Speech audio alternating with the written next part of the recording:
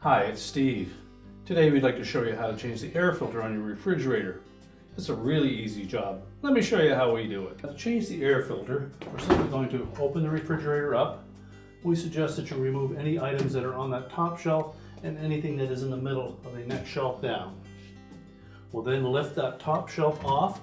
Just lift up in the front, pull it towards you, and then tilt it down, rotate it, and pull it out completely. Now to install the new one, we're simply going to lift that door up again, set the bottom end in first, press the top in, and it'll latch itself in place. Now your model may have this status indicator installed on the left-hand side of that filter area. There'll be some notches there that will allow you to put a new one in place. Before you install it, you would lay it flat and then just press on the bubble on the back to activate it. Other models have an indicator built into the controls that will show up across that display to tell you when the filter is due to be changed.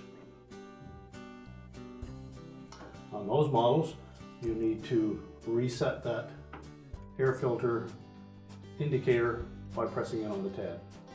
So now we'll take that shelf,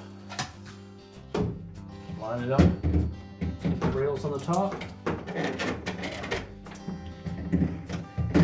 sure it's pressed firmly back into place. And next we're going to activate that air filter monitor. Simply depress the button for about 3 seconds.